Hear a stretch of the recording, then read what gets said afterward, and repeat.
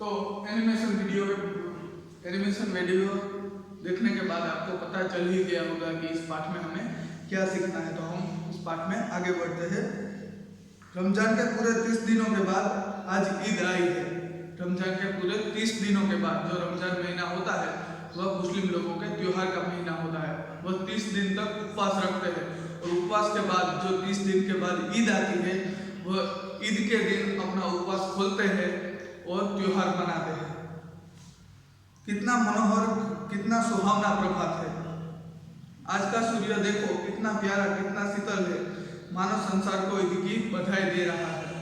गांव में कितनी हलचल है, पूरे गांव में है आज हलचल है क्योंकि आज ईद है। ईदगाह जाने की तैयारी हो रही है। सभी है वह एक साथ मस्जिद में जाकर सभी एक साथ नमाज पढ़ेंगे, उसकी तैयारी हो रही है। किसी के कुर्ते में बटन नहीं है, पड़ोस के घर में सुई धागा लेने दौड़ा जा रहा है। किसी के जूते कड़े हो गए हैं, उसमें तेल डालने के लिए तेली के पास भागा जाता है। किसी के कुर्ते में बटन नहीं है तो वह पड़ोस में जाकर सुई धागा ले आता है। और किसी के जूते कड़े हो गए, कड़े यानी कि कड़क हो गए हैं, तो वह तेली के पास, तेली यानी कि तेल बनाने वाला व्यक्ति, उसके पास जाकर तेल ले आता है और वह जूतों पर मल देता है यानी कि जूते थोड़े से नरम हो जाए। जल्दी जल्दी बेलों को सानी पानी दे दे। जल्दी जल्दी है वो बेलों को सानी पानी यानी कि एक तरह का चारा जिसे पानी में भिगोकर हम पशुओं को देते हैं। गुजराती में बात करिए तो एवो प्रकारનો ચારો કે જેને આપણે પાણીમાં ભીજવી અને પ્રાણીઓને આપે, ખોડ છે, કપાસિયા છે, આપણે પાણીમાં પલાળી અને ગાય ભેંસ કે આપણા બળદને આપતા હોય। ईदगाह से लौटते लौटते दोपहर हो गई, बपोरનો समय થઈ ગયો। मस्जिदेથી नमाज पढ़ीने આવ્યા પછી 3 कोस पैदल रास्ता, फिर सैकड़ों आदमियों से मिलना भेंटना। 3 कोस का पैदल रास्ता था। 3 कोस यानी कि 3 किलोमीटर जैसा लंबा रास्ता था और उसमें भी आदमियों से मिलना भेंटना। ईदगाह से लौटते लौटते दोपहर हो गई, 3 कोस का पैदल रास्ता, फिर सैकड़ों आदमियों से मिलना भेंटना। दोपहर के पहले लौटना असंभव था। लड़के सबसे ज्यादा प्रसन्न है। किसी ने एक रोजा रखा है, वह भी दोपहर तक, किसी ने वह भी नहीं, लेकिन ईदगाह जाने की खुशी उनके हिस्से की चीज है। लड़के काफी खुश है, बच्चे जो वह काफी खुश है क्योंकि आज ईदगाह के रास्ते में जैसे मेले जैसा वातावरण है, क्योंकि वहां पर है वह आज कई सारे स्टॉल होंगे यानी कि छोटी छोटी दुकानें होंगी जिसमें कई सारी चीजें बिक रही होगी। कोई है वो घर के इस्तेमाल में आने की चीज हो गई, कोई दुकान होगी, कोई खिलौनों की दुकान होगी, आदि सभी चीजें वहां पर आज बिकती होगी। तो वह मेले जैसा वहां पर आज वातावरण होगा। तो सभी बच्चे हैं वहां जाने को आतुर है, सभी में उत्साह है। रोजे बड़े बूढ़ों के लिए होंगे, इनके लिए तो ईद है। कोई ईद का नाम रखते थे, आज वह आ गई। अब जल्दी पड़ी है कि लोग ईदगाह क्यों नहीं चलते।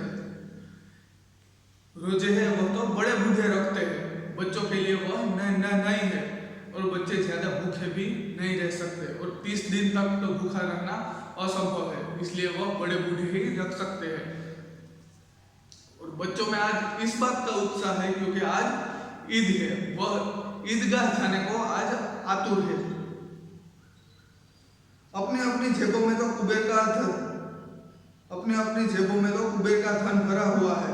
बार बार जेब में से अपना खजाना निकाल कर गिनते हैं और खुश होकर फिर रख देते हैं। आज वो मेले में से ईदगाह के रास्ते में जो भी दुकानें आएगी वहां से कुछ न कुछ खरीदेंगे, चाहे कोई मिठाई खरीदे, कोई खिलौने खरीदे या फिर कोई अन्य चीज वस्तु खरीदे। उन सभी बच्चों में आज उत्साह भरा हुआ है। वह अपनी जेब में है, वह पैसा डालकर उसे बार बार गिनते हैं और गिनकर फिर उसे अपनी जेब में रख देते हैं। महमूद गिनता है 1, 2, 10, 12, उसके पास 12 पैसे है। मोहसिन के पास क्या किया? और सबसे ज्यादा प्रसन्न है हामिद। गरीब सूरत दुबला पतला लड़का जिसका बाप गत वर्ष हिलजे के भेंट हो गया।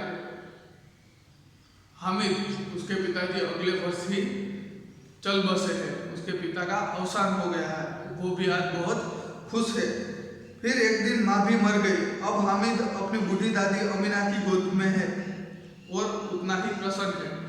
उनके माँ बाप है वह मर चुके हैं हामिद के, उनके पिता भी 1 वर्ष पहले मर चुके हैं और माँ भी मर चुकी है। अब वह अनाथ हो गया है और वह किसके साथ रह रहा है तो कि अपनी बूढ़ी दादी अमीना के साथ। फिर भी वह प्रसन्न है, वह बहुत खुश है। हामिद के पाँव में जूते नहीं है, सिर पर एक पुरानी टोपी है जिसका गोटा काला पड़ गया है। हामिद के पैर में जूते नहीं है क्योंकि वह बहुत ही गरीब है। उसके सिर पर एक टोपी है और टोपी के ऊपर जो होता है उसे हिंदी में कहते हैं गोटा, गुजराती में આપણે कहे तो फूंकू। टोपी ऊपर से फूंको ये एकदम काड़ू पड़ गई है। फिर भी वह प्रसन्न है। अभागिनी अमीना अपनी कोठारी में बैठी रो रही है। अभागिनी यानी कि जिसका भाग्य है वह अच्छा ना हो, वह कम नसीब। उसकी जो बूढ़ी दादी है अमीना, वह अपने घर में बैठकर वह रो रही है। आज ईद का दिन है और उसके घर में दाना नहीं है। आज ईद का दिन है और उसके घर में खाने के लिए कोई भी चीज नहीं है। इस अंधकार और निराशा में वह डूबी जा रही है। किसने बुलाया था इस निगोड़ी ईद को? इसी दुख में वह है, बहे जा रही है। यह दुख है वह यह सहन नहीं कर पाती। आज ईद का दिन है और उसके घर में कुछ भी नहीं है क्योंकि वह बहुत ही गरीब है। और वह कहती है किसने बुलाया था इस निगोड़ी ईद को? निगोड़ी यानी कि दुष्ट, अनाथ, जो भी हम कहें, किसने बुलाया था इस निगोड़ी ईद को? वह ईद के दिन को कोसती है। अमीना का दिल कचोट रहा है। गांव में बच्चे अपने अपने बाप के साथ जा रहे हैं। हामिद का बाप अमीना के सिवा और कौन है? गांव में सभी बच्चे हैं वह अपने बाप के साथ ईदगाह के रास्ते में जा रहे हैं, पर हामिद के साथ कोई नहीं है। उसका अमीना के सिवा अब कोई नहीं है क्योंकि उसकी माँ का भी अवसान हो गया है और उसके पिताजी भी चल बसे हैं। उसकी बूढ़ी दादी के अलावा हामिद का इस दुनिया में कोई नहीं है। उसे कैसे अकेले जाने दे? उस भीड़ भाड़ में बच्चा कहीं खो गया तो क्या होगा? बहुत सारे लोग आज ईद के रास्ते में जा रहे हैं, ईदगाह के रास्ते में जा रहे हैं और इसमें अगर किसी अकेले बच्चे को भेजे और वह खो गया तो ऐसी चिंता है वह अमीना को सताती है। नहीं, अमीना उसे यूं ना जाने देगी। नन्ही सी जान 30 कोस चलेगा कैसे? पैरों में छाले पड़ जाएंगे, जूते भी तो नहीं है। वह चिंता करती है कि हामिद है वह 3 कोस है, वह कैसे चलेगा? उसके पैर में तो जूते भी नहीं है, उसके पैर में छाले पड़ जाएंगे और कहीं बच्चा खो गया तो। कुल 2 आने पैसे बच रहे हैं। 3 पैसे हामिद की जेब में, 5 अमीना के बटुओं में है। यही तो बिसात है और ईद का त्योहार। अल्लाह ही बेड़ा पार लगाए। उसके पास ज्यादा धन नहीं है। अमीना के पास जो थोड़े पैसे बचे हुए हैं उसमें से 3 पैसे है वो हामिद को देती है। हामिद के पास 3 पैसे है और अमीना उसके पास जो थोड़े पैसे बचे हैं वो उसके बटुए में है। अब अल्लाह ही जाने, यानी कि भगवान ही जाने कि इस ईद में क्या होगा। हामिद भीतर जाकर दादी से कहता है, तुम डरना नहीं अम्मा, मैं सबसे पहले आऊंगा। तुम डरना नहीं, मैं ईदगाह के रास्ते जाकर वहां पर नमाज पढ़ के मैं सबसे पहले लौट आऊंगा। गांव से मेला चला और बच्चों के साथ हामिद भी जा रहा था। गांव में से है वह सभी लोग जा रहे हैं। मेला चला यानी कि बहुत सारे लोग एक साथ जा रहे हैं और उन सभी के साथ हामिद भी आगे बढ़ रहा है। कभी दौड़कर आगे निकल जाता, फिर किसी पेड़ के नीचे खड़ा होकर साथ वालों का इंतजार करता। वह कभी है दौड़ के आगे चला जाता और उसके पीछे जो उसके मित्र रह गए हैं उनका किसी पेड़ के नीचे बैठकर इंतजार करता। हामिद के पैरों में तो जैसे पर लग गए हैं। हामिद के पैरों में जैसे पर लग गए हैं, पर यानी कि पंख लग गए हैं। वह कभी थक सकता था, उसे जरा सी भी थकान नहीं लग रही थी। उसके पैर में जूते भी नहीं थे, फिर भी वह दौड़े जा रहा था और उसको जरा सी भी थकान नहीं लग रही थी। बड़ी बड़ी इमारतें आने लगी। यह अदालत है, यह कॉलेज है, यह कला घर है, आगे चले। और ईदगाह के रास्ते में बड़ी बड़ी इमारतें अब आने लगी है। हलवाइयों की दुकानें शुरू हुई, आज खूब सजी हुई थी। इतनी मिठाइयाँ कौन खाता है? देखो ना, एक एक दुकान पर मनो होंगी। बहुत सारी मिठाइयों के यहाँ पर स्टॉल लगे हुए हैं, दुकानें लगी हुई है और इतनी सारी मिठाइयाँ हैं कि उसको मन कहा गया। मन यानी कि मन, गुजराती में આપણે કહીએ તો મણ, मन यानी कि मण, गुजराती में આપણે કહીએ તો મણ, મણ એટલે 20 કિલો। મણ જેટલી છે મીઠાઈઓ આજે બધી દુકાનમાં છે, એટલે ખૂબ જ વધારે આજે મીઠાઈઓની દુકાનો પણ અહીં લાગેલી છે। सहसा ईदगाह नजर आई। इमली के घने वृक्षों की छाया है, नीचे पका फर्श है, उस पर झाजिम बिछी हुई है। झाजिम यानी कि आसन बिछा हुआ है। ईदगाह आती है और वहां पर है वो पेड़ों की छाया है, बहुत सारे पेड़ है, पेड़ों की छाया में नीचे झाजिम बिछी हुई है यानी कि आसन बिछा हुआ है। रोजेदारों की पत्तियां एक के पीछे एक न जाने कहां तक चली गई है। यहाँ कोई धन और पद नहीं देखता। यहाँ पर है वह सभी एक साथ बैठकर नमाज पढ़ते हैं। यहाँ पर कोई अमीर हो या गरीब हो, कोई पद नहीं देखता, चाहे कोई कितना भी बड़ा अधिकारी हो और कोई छोटा मजदूर ही क्यों ना हो, वह सभी साथ में बैठकर यहाँ पर नमाज पढ़ते हैं। किसी में भी भेदभाव नहीं किया जाता।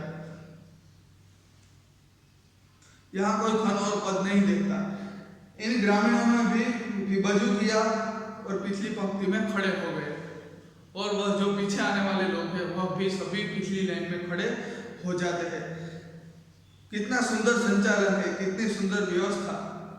हजारों सिर एक साथ सज्जे में झुक जाते हैं, फिर सब एक साथ खड़े हो जाते हैं। सभी वह एक साथ नमाज पढ़ रहे हैं। अल्लाह के सामने झुककर सभी प्रार्थना करते हैं और सभी के स्वर एक साथ ही उठ जाते हैं। कितनी सुंदर व्यवस्था है। मानव भातृत्व का एक सूत्र समस्त आत्माओं की एक कड़ी में पिरोए हुए है। सभी में भाईचारे की भावना फैली हुई है। सभी एक दूसरे के साथ प्रेम से बैठकर नमाज पढ़ रहे हैं। नमाज खत्म हो गए, लोग आपस में गले मिल रहे हैं। अब मिठाइयाँ और खिलौनों की दुकान पर धावा होता है। नमाज अब खत्म हो गए हैं, सभी ने नमाज पढ़ लिए और अब है वो बच्चे मेले में घूमने जाएंगे और वहां पर उसे जो भी पसंद है वह लेंगे, खरीदेंगे। ग्रामीणों का यह दल इस विषय में बालकों से कम उत्साही नहीं है। जो बच्चों के साथ जो बड़े आए हैं उनमें भी काफी उत्साह है। वह भी दुकानों पर जाकर कोई ना कोई चीज जरूर खरीदेंगे। यह देखो हिंडोला है, 1 पैसा देकर चढ़ जाओ।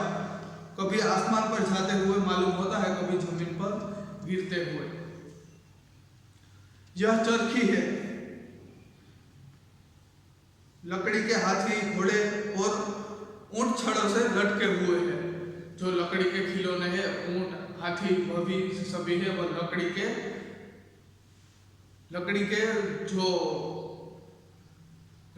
के जो बड़े टुकड़े हैं उसमें सभी लटके हुए हैं। जिसको जो भी लेना है वो पैसे देकर उसे खरीद सकता है। 1 पैसा देकर बैठ जाओ और 25 चक्करों का मजा लो। महमूद, मोहसिन, नूरे और समी इन घोड़ों पर बैठते हैं। वह सभी उन घोड़ों, जो बड़ा सा है वह झूला है, उसमें घोड़े हैं वह लकड़ी के तख्ते से बंधे हुए हैं, उसमें बैठकर वह गोल गोल चक्कर काटते हैं। तो यह सभी है वह उन लकड़ी के घोड़ों पर बैठ जाते हैं। हामिद दूर खड़ा है, 3 पैसे तो उसके पास है, अपने कोष का 1/3 जरा सा चक्कर खाने के लिए नहीं दे सकता। उसके पास 3 ही पैसे हैं और अगर वह 1 पैसा दे देता तो उसके पास बचते 2 पैसे। वह इस घोड़े में बैठकर चक्कर खाने को तैयार नहीं है। इस घोड़े में बैठकर वह अपना 1 पैसा बर्बाद नहीं करना चाहता, इसलिए वह उस घोड़े पे नहीं बैठता। तो आगे का पाठ है हम दूसरे वीडियो में देखते हैं।